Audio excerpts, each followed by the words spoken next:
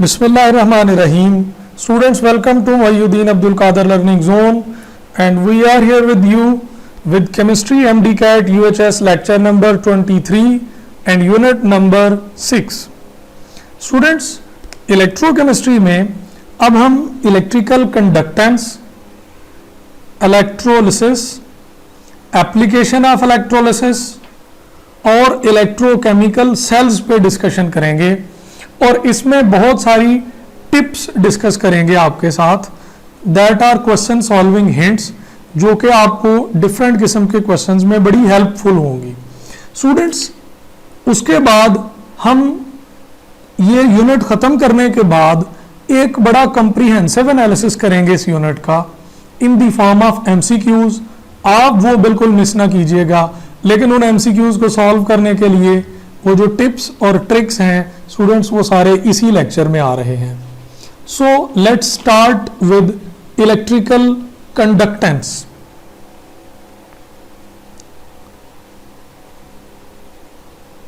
Electrical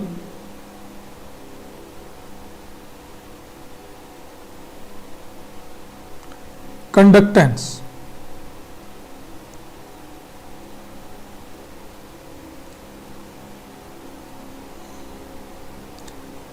simple सी बात है, किसी चीज में से इलेक्ट्रिसिटी गुजारने की जो सलाहियत है, that is called as electrical conductance.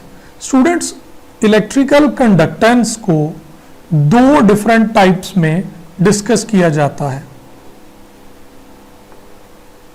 That are electrolytic conduction and metallic. Electrolytic, and the second one is metallic conduction. स्टूडेंट्स, हम दोनों को पॉइंट टू पॉइंट डिस्कस करते हैं और इनका एनालिसिस करते हैं। Electrolytic conduction is found in electrolyte,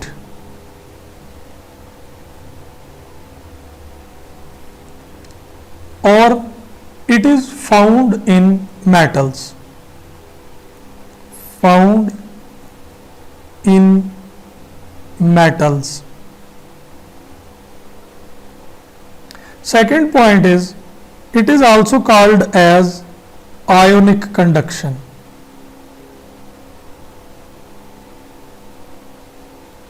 और मेटालिक कंडक्शन को इलेक्ट्रॉनिक कंडक्शन भी कहते हैं, electronic conduction. Third point is it is due to free ions. Electrolytic is due to free ions and metallic conductor is due to free electrons. Electrolytic conduction is directly proportional to temperature, and metallic conduction is inversely proportional to temperature. Students, इसकी क्या वजह है कि temperature बढ़ने से kinetic energy बढ़ती है, ions का मूव करना आसान हो जाता है, तो इलेक्ट्रोलाइटिक कंडक्शन बढ़ जाती है। मेटालिक कंडक्शन में टेम्परेचर बढ़ने से वाइब्रेशनल एम्पलीट्यूड ऑफ एटम्स बढ़ता है, जो इलेक्ट्रॉन फ्लो को डिस्टर्ब करता है कोलाइड करके। ये आपने मेटल्स में भी पढ़ा हुआ है। और स्टूडेंट्स, आखिरी पॉइंट डिस्कस कर रहे हैं, इलेक्ट्रोलाइटिक कंडक्शन जो है वो मोल्टन स्टेट और एक्वियस सॉल्यूशन में होगी, एक्वियस सॉल्यूशन। और metallic conduction molten and solid both. Metal molten हो या सॉलिड फॉर्म में हो, दोनों तरह से मेटालिक कंडक्शन पॉसिबल है। स्टूडेंट्स, अब इलेक्ट्रोलाइट क्या है इसका आइडिया डिस्कस करने के लिए एक एमसीक्यू लिखते हैं। Which of following is not electrolyte? Which of following is not electrolyte? EL is for electrolyte. Option alpha is NaCl. Option beta is iron. Option Charlie is NaOH. And option delta, all of them are electrolyte. Students, NaCl अगर solid हो तो ions not free, इसके ion free नहीं होते, इसलिए ये non conductor होगा या बैड कंडक्टर होगा। NaOH में भी सोडियम पॉजिटिव और OH नेगेटिव आयन्स हैं। सॉलिड फेज में no free ions in solid phase for both. लेकिन जो आयरन है वो तो फ्री इलेक्ट्रॉन की वजह से कंडक्टर है, तो फ्री इलेक्ट्रॉन की वजह से जो कंडक्टर होते हैं वो तो मेटल्स हैं, वो इलेक्ट्रोलाइट नहीं होते। So option is beta. NaCl का सोल्यूशन बनाएं या उसको मेल्ट करें, आयंस फ्री हो जाएंगे। NaOH को मेल्ट करें या सोल्यूशन बनाएं, आयंस फ्री हो जाएंगे। तो ये दोनों इलेक्ट्रोलाइट है, लेकिन आयरन इलेक्ट्रोलाइट नहीं है। स्टूडेंट्स, इलेक्ट्रोलाइट के रिलेटेड दो और बातें भी आपको बता दूं। इलेक्ट्रोलाइट स्ट्रॉन्ग भी होते हैं, स्ट्रॉन्ग इलेक्ट्रोलाइट स्टूडेंट्स इनकी डिसोसिएशन 100% होती है, 100% आयोनाइज।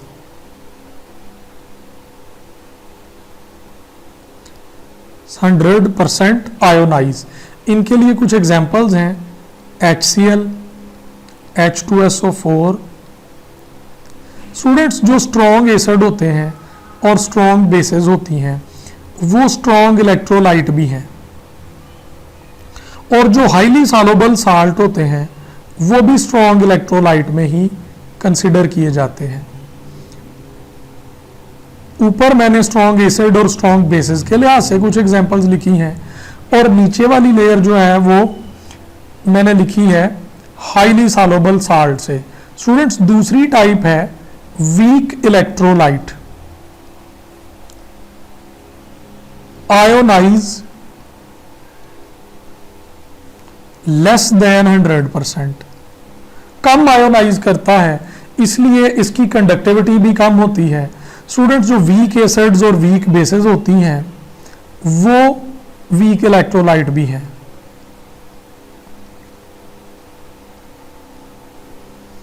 NH4OH ये भी वीक बेस है, अमोनिया ये भी वीक बेस है, H3PO4 ये भी वीक इलेक्ट्रोलाइट है। स्टूडेंट्स, अब इसमें मैं आपको ये भी बता दूं कि H2C2O4 ये ऑक्सैलिक एसिड है, ये भी वीक इलेक्ट्रोलाइट है। तो हमने स्ट्रॉन्ग इलेक्ट्रोलाइट्स और वीक इलेक्ट्रोलाइट की कुछ बात कर दी। स्टूडेंट्स, अब इलेक्ट्रोलाइटिक कंडक्शन हम डिस्कस कर चुके हैं। इलेक्ट्रोलाइटिक कंडक्शन कैसे होगी? जब उसमें से करंट पास की जाएगी। Electrolysis, electrolysis, electrolyte molten or solution pass electric current, उस वक्त जो redox reaction होगा that is called as electrolysis,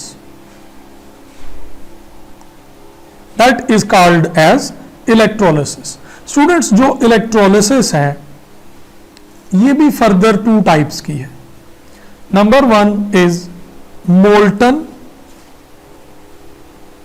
और फ्यूज्ड साल्ट और स्टेट, और दूसरी है एक्वियस सॉल्यूशन।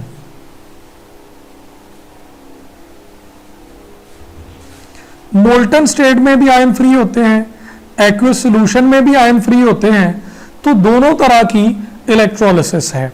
मोल्टन में प्रोडक्ट कैन बी प्रिडिक्टेड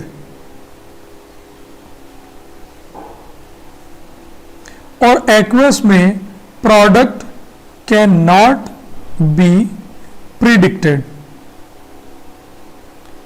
अब ऐसा क्यों नहीं हो सकता, इसकी वजह दोनों में बयान करते हैं।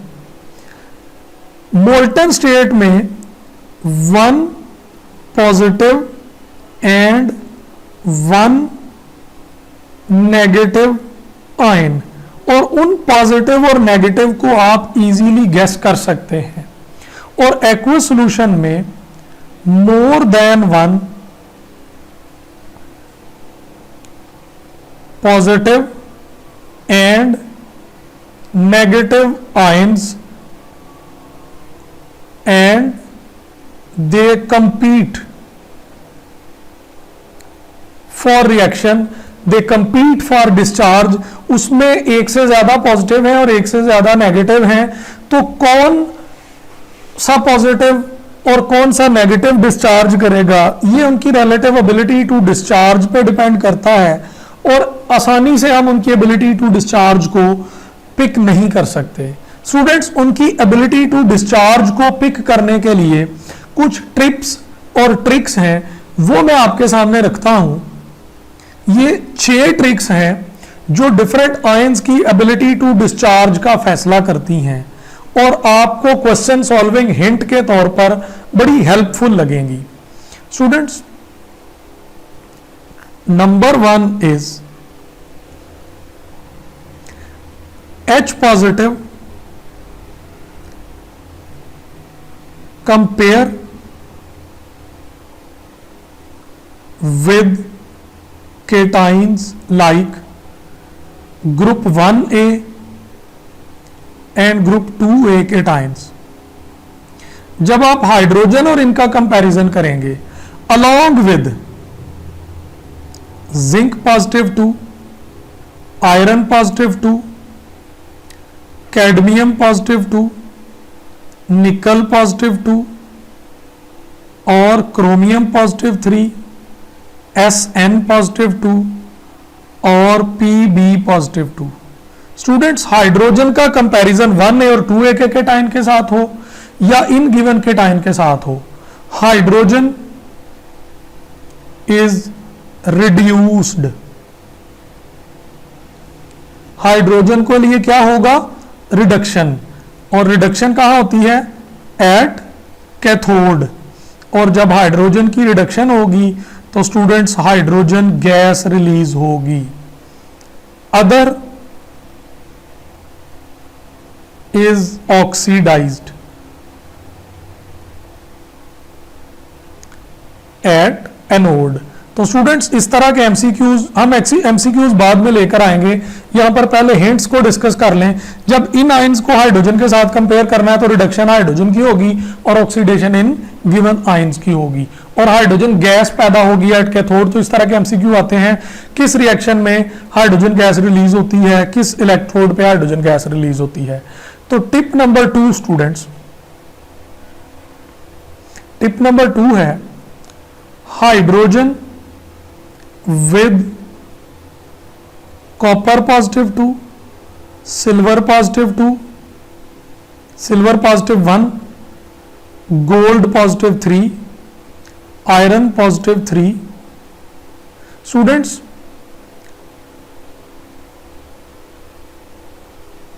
Copper, silver, gold and iron reduced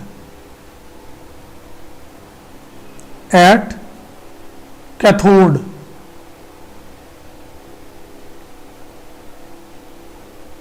और यही प्रोडक्ट होंगे न्यूट्रल फॉर्म में। अब यूं समझ लें, these are products and reduced at cathodes, यानी हाइड्रोजन के कंपैरिजन इनके साथ करेंगे तो हाइड्रोजन का रिएक्शन नहीं होगा बल्कि इन आयंस की रिडक्शन होगी। Students, hint number 3, hint number 3, oxygen is compared with, बल्कि यहां पर हाइड्रोक्सल की बात करें, hydroxyl is compared with group of atom with charge, group of atoms with charge. For example, NO3 minus 1, PO4 minus 1, SO4 minus 2, CO3 minus 2। जब इन group of atoms के साथ reaction होगा तो OH इज ऑक्सीडाइज्ड, यानी ability to discharge for OH is greater than these ions.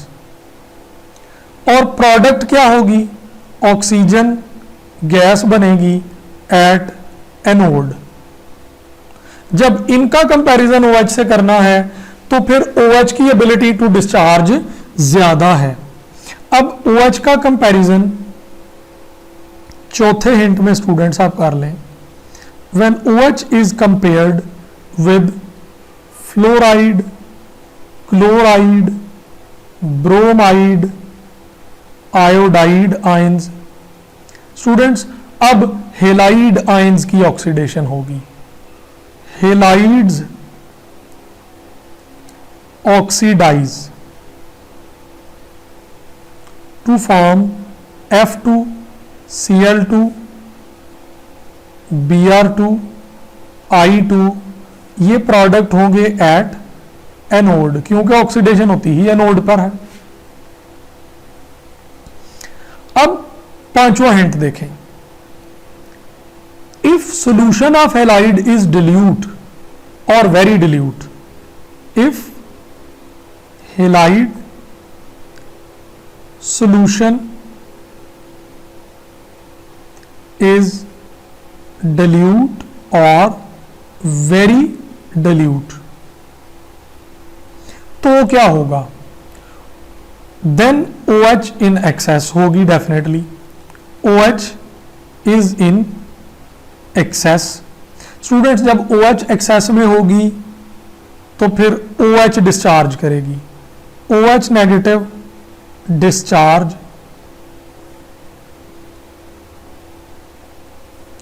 और O2 बनेगी at anode, यानी anode पे है तो फिर क्या हुआ है? ऑक्सीडेशन। OH की ऑक्सीडेशन हो जाएगी और O2 गैस रिलीज हो जाएगी। यानी OH अगर हैलोजन के कंसंट्रेटेड सॉल्यूशन के साथ है तो फिर हैलोजन डिस्चार्ज होंगे, और अगर OH कंसंट्रेटेड सॉल्यूशन है, OH कंसंट्रेटेड है और हैलोजेंस जो है वो डिल्यूट या वेरी डिल्यूट कंडीशन में है तो फिर OH के रिएक्शन होंगे। और स्टूडेंट्स, लास्ट टिप आपको दे रहा हूं, that is tip number 6। Salts of copper and silver, ये फ्यूज्ड हो या एक्वियस हो,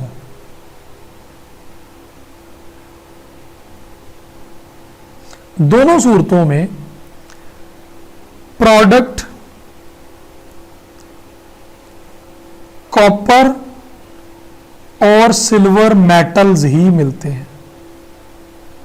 ये प्रोडक्ट जरूर बनते हैं। हमने कहा कि फ्यूज्ड में प्रिडिक्ट नहीं किया जा सकता और एक्वियस में प्रिडिक्ट नहीं किया जा सकता और फ्यूज्ड में प्रिडिक्ट किया जा सकता है। स्टूडेंट्स, ये दो प्रोडक्ट इन साल्ट्स के जरूर बनते हैं, चाहे फ्यूज्ड का रिएक्शन कर लो या एक्वियस सॉल्यूशन का रिएक्शन कर लो।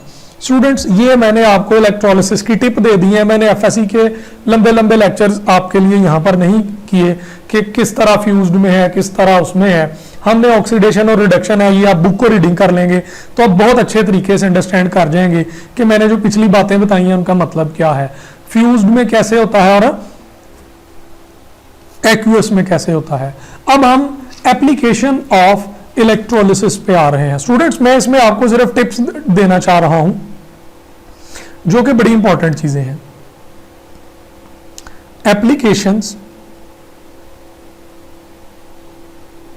Applications of electrolysis.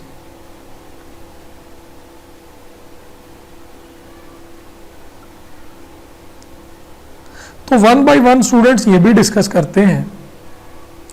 First is preparation of sodium, preparation of sodium metal.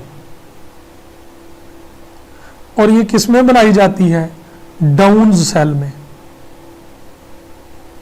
Downs cell. और स्टूडेंट्स डाउन्स सेल में एनोड ग्रेफाइट का है और कैथोड आयरन या स्टील का है। इससे आप प्रिपरेशन ऑफ सोडियम करते हैं।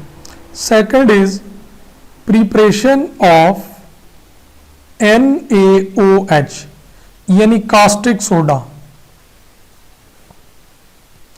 इसका कॉमन नेम कास्टिक सोडा है। स्टूडेंट्स ये नेल्सन्स सेल में होगा, नेल्सन्स सेल। और नेल्सन सेल में आप NaCl एक्वस सॉल्यूशन यूज करते हैं एज इलेक्ट्रोलाइट। इसको ब्राइन भी कहते हैं अगर ये कंसंट्रेटेड सॉल्यूशन हो। स्टूडेंट्स इसमें एनोड अगेन ग्रेफाइट है और इसका कैथोड स्टील है या आयरन है। स्टूडेंट्स इसके रिएक्शंस बुक में गिवन है, आप वहीं से देख लें। और students preparation of sodium metal में हम NaCl फ्यूज्ड यानी मोल्टन को एज इलेक्ट्रोलाइट यूज करते हैं और यहां पर ब्राइन को यानी NaCl एक्वस सॉल्यूशन को यूज करते हैं। Next point is extraction of magnesium and calcium, extraction of magnesium and calcium metal from their fused salts। उनमें से करंट गुजारेंगे तो स्टूडेंट्स इनकी इलेक्ट्रोलिसिस हो जाएगी। स्टूडेंट्स इसमें साल्ट्स कौन से होंगे? इसमें salts MgCl2 and CaCl2 salts होंगे। स्टूडेंट्स इसमें MgCl2 और CaCl2 साल्ट्स की मोल्टन स्टेट में या फ्यूज्ड स्टेट में इलेक्ट्रोलिसिस की जाएगी तो ये मेटल्स हासिल की जा सकती हैं। अब इसके बाद एक्सट्रैक्शन ऑफ एल्यूमिनियम है, एक्सट्रैक्शन ऑफ एल्यूमिनियम मेटल, वो भी इलेक्ट्रोलिसिस के जरिए ही होती है। स्टूडेंट्स एल्यूमिनियम मेटल की एक्सट्रैक्शन कैसे करनी है? In from bauxite, from bauxite, ये इसकी एक और है, इसका फार्मूला Al2O3.2H2O है। in presence of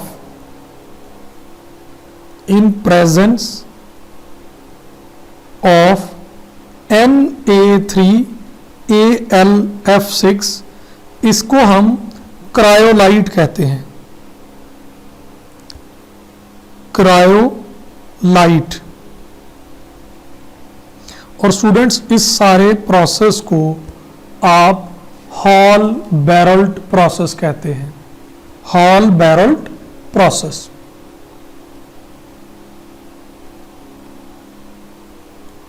hall Heroult process. Purification of copper by electrolysis से होती है। प्यूरिफिकेशन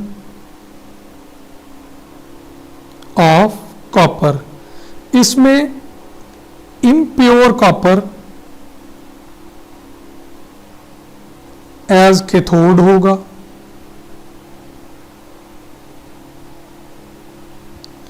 इसमें प्योर कॉपर एज एनोड होगा।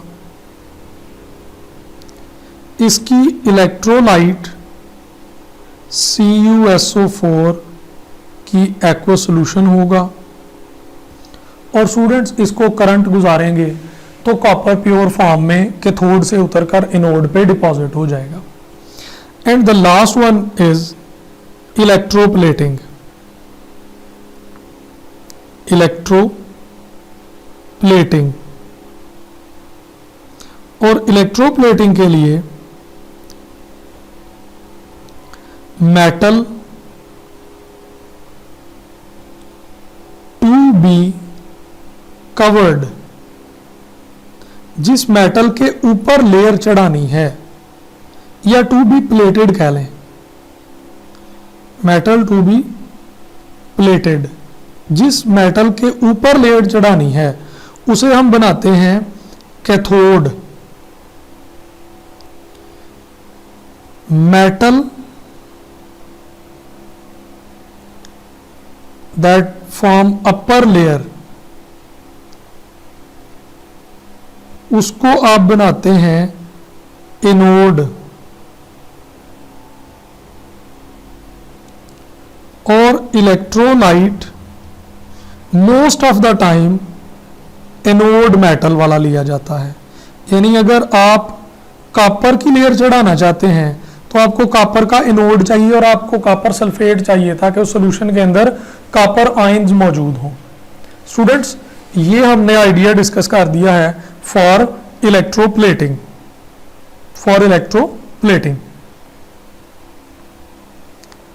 Next is electrochemical cell. Electrochemical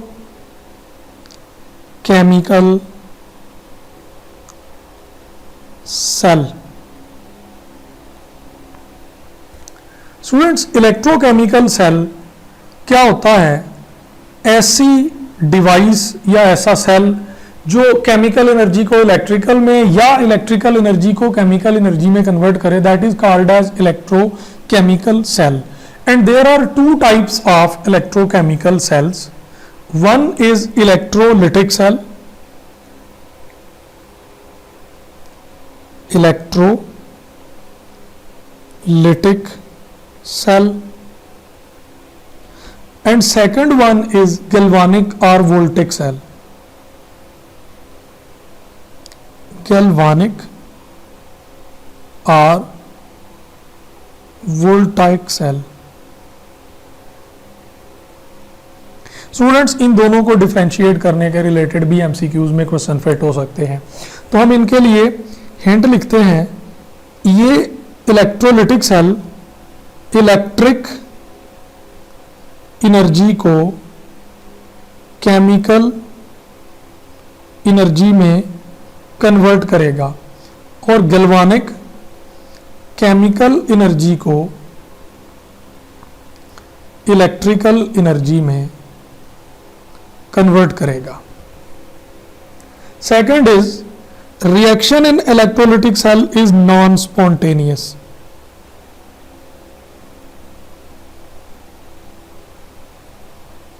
non-spontaneous, and reaction in galvanic cell, it is spontaneous.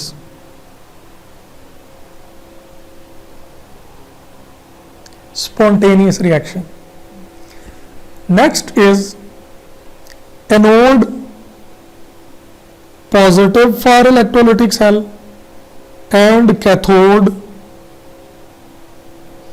negative for electrolytic cell. Anode negative for galvanic cell and cathode positive for galvanic cell. Students, मैंने electrolytic और galvanic cell की construction और working मैं description में इसका link दे देता हूं आपको, आप वहां से देख लें। इस लेक्चर को मैं सिर्फ हिंट्स और टिप्स तक महदूद रखना चाहता हूं। Oxidation at anode and reduction at cathode. Students, ये इलेक्ट्रोलिटिक हो या गैल्वानिक हो, ये पॉइंट चेंज नहीं होता। एनोड पे हमेशा ऑक्सीडेशन होती है और कैथोड पे हमेशा रिडक्शन होती है, ये पॉइंट चेंज नहीं होता। नेक्स्ट डिफरेंस इसका ये है कि बैटरी और वोल्टेज सोर्स नीडेड। स्टूडेंट्स, इसीलिए तो ये नॉन स्पॉन्टेनियस है और यहां पर नो बैटरी और वोल्टेज सोर्स नीडेड। अब इन दोनों की एग्जांपल्स डिस्कस करें तो इलेक्ट्रोलिटिक में down cell, Nelson's cell and many more. और दूसरी तरफ एग्जाम्पल्स में हमारे पास डैनियल सेल, डैनियल्स सेल या lead storage battery, lead storage battery. और स्टूडेंट्स, इसकी एग्जांपल्स में जो रिमोट कंट्रोल में बैटरीज लगती हैं या खिलौनों में बैटरीज लगती हैं वो भी गैल्वानिक सेल की एग्जांपल है। स्टूडेंट्स, मैं गैल्वानिक सेल की कंस्ट्रक्शन और वर्किंग डिस्कस यहाँ पर नहीं कर रहा, उसके लिए मैं डिस्क्रिप्शन में लिंक दे रहा हूं, आप उन लिंक्स को देख लें। मैं यहाँ पर इसके अंदर एक टर्म यूज होती है साल्ट ब्रिज, उस पर बात कर रहा हूं और साल्ट ब्रिज के बाद हम इसको वाइंड अप कर देंगे। What is salt bridge?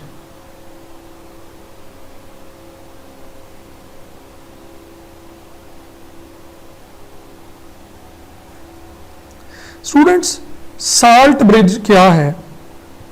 ये गैल्वानिक सेल की जो बुक में एग्जांपल गिवन है वो डैनियल सेल है। ये एक ग्लास ट्यूब यू शेप्ड है,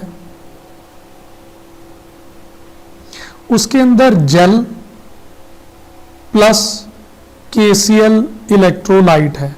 जेल क्यों? स्टूडेंट्स, अगर उसमें लिक्विड सॉल्यूशन होगा तो वो बाहर गिर जाएगा, जेल उसको होल्ड करने के लिए है। ये क्या काम क्या करती है? इट इज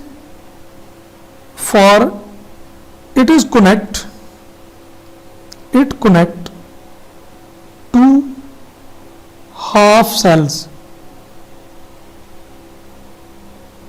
स्टूडेंट्स, ये भी एक डिफरेंस है, हम मिस कर गए, लेकिन हमें ये भी डिफरेंस नोट कर लेना चाहिए कि गैल्वानिक सेल में 2 हाफ सेल होते हैं, यहां पे ऐसे मेंशन कर देता हूं, और इलेक्ट्रोलिटिक सेल में 1 कंप्लीट सेल और गैल्वानिक में 2 हाफ सेल्स होते हैं। कंप्लीट सेल में ऑक्सीडेशन रिडक्शन दोनों होती हैं और हाफ सेल में एक में रिडक्शन होती है और दूसरे में ऑक्सीडेशन होती है। कनेक्ट 2 हाफ सेल्स, एक काम। Pathway for ions transfer. Ion को ट्रांसफर करने के लिए ये एक चैनल है, रास्ता है। ये इलेक्ट्रिकल न्यूट्रलिटी काज करता है, इलेक्ट्रिकल न्यूट्रलिटी। स्टूडेंट्स, ये keep reaction going, keep reaction going. अगर साल्ट ब्रिज ना हो, अगर साल्ट ब्रिज ना हो तो स्टूडेंट्स फिर रिएक्शन कैरी नहीं होता, क्योंकि if no salt bridge, if no salt bridge, reaction voltage